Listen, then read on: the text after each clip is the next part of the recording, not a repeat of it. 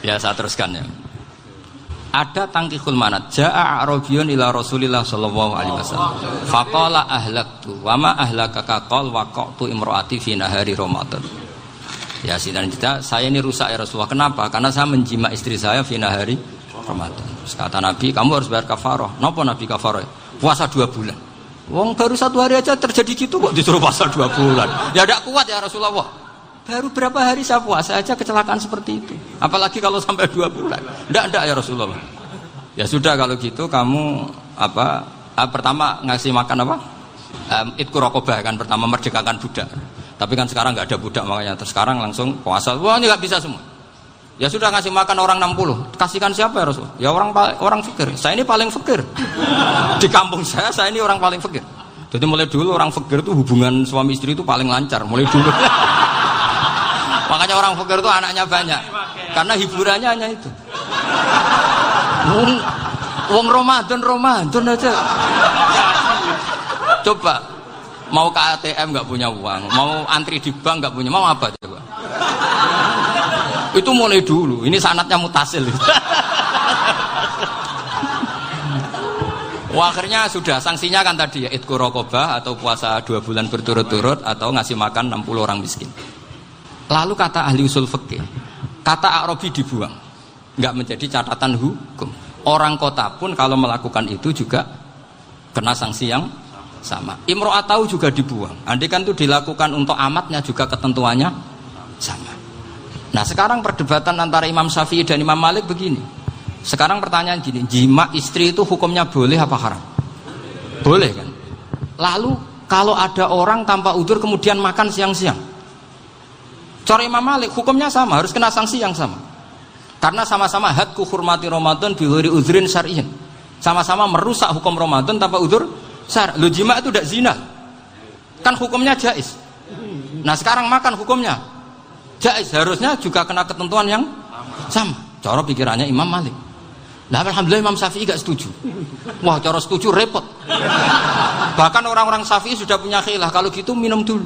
Iya, biar gak kena. Iya, biar iftarnya pakai minum. Setelah minum baru jima kan. Ya. Ini sudah menyiapkan khilafnya.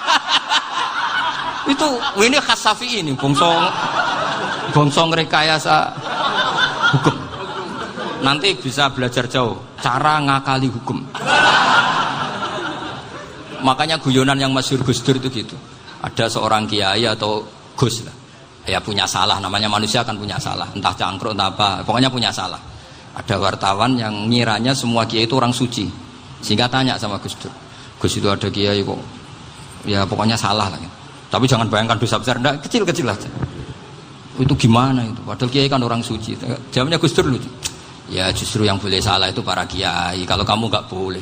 Loh, kok bisa Gus? Karena mereka tahu caranya tobat. Repot. Kalau kamu nggak tahu caranya, sama pelanggaran hukum itu ya harus pakar-pakar hukum. Ya. Itu yang tahu caranya rekayasa. Kalau kamu ya kena pasal kan ya. Jadi kamu jangan niru saya. Saya ini punya sekian cara untuk pembunuh. Nah, itu namanya khilah.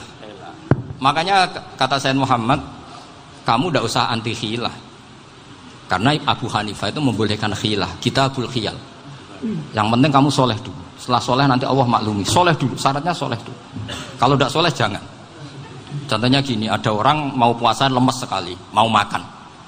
Gampang. Kalau langsung makan kan kayak hadku hormati Ramadan biwiri udrin syar'iyyin. Aku langsung mau jembera sowan Mbah Firjon. Sudah status saya apa? Musafir. Ya sudah, berangkat aja sampai Tuban makan.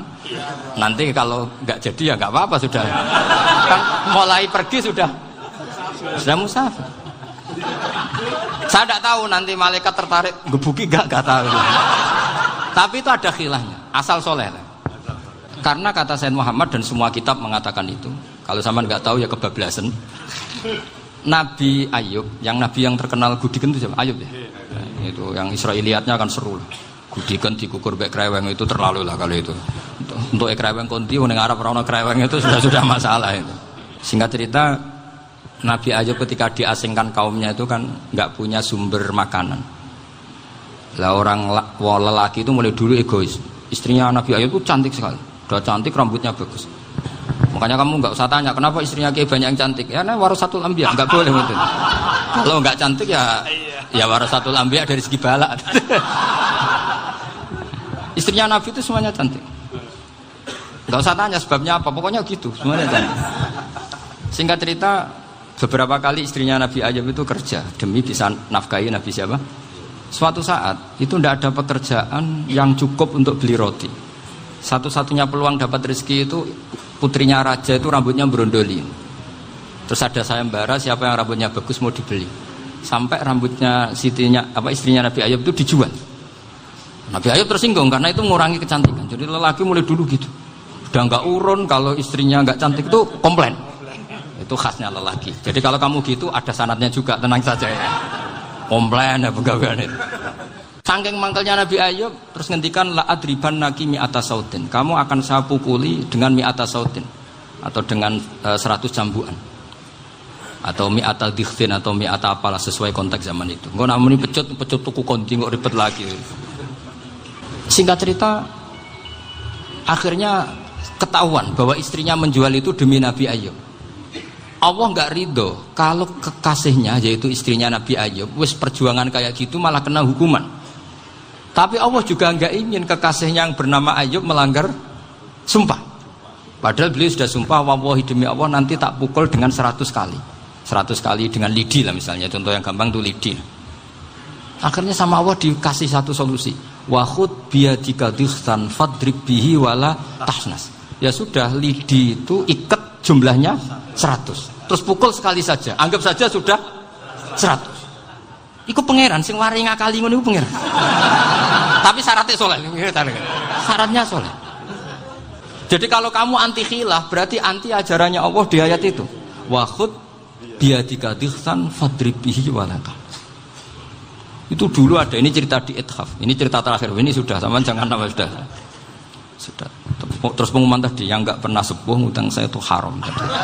Karena tadi saya punya kewajiban di rumah yang bisa menggugurkan ya kewajiban yang lebih besar. Lebih besar itu ya tadi bisa pernah guru, pernah sepuh. Yang jelas nggak umur. Umur sampean menangkap itu. Tua serepet itu. Ada raja itu ganteng kaya, senengannya nikah perawan cantik. Itu semua kampung mesti kenal. Mungkin digilir atau gimana pokoknya. Suatu saat ada pemuda suka sama perempuan yang di kampungnya, cantik sekali. Kemudian pemuda ini ternyata pekerja di kerajaan itu. Tiap hari ditanya, "Oh itu yang di kamu yang cantik siapa? Mau saya nikahin gini." Wah bahaya ini saingannya raja. Jadi yang dibidik pemuda tadi itu saingannya. Si raja ini orang yang namanya raja kan gengsinya tinggi. Kaifatang kihuha wa qad ra'aitu qad qabbalaha rajulun.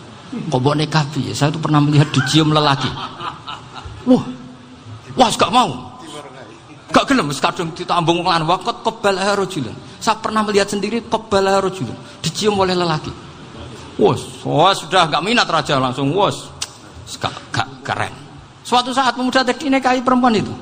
Rajanya marah-marah. Kamu lelaki gak punya harga diri gini. Gak punya selera, gak punya harga diri, sudah pernah dicium orang kok tetap dinikah. Terus bilang ke raja, ta'rif manir rajul, lelaki itu siapa? Abuha. Kamu tahu lelaki itu siapa? Sopo? Abuha.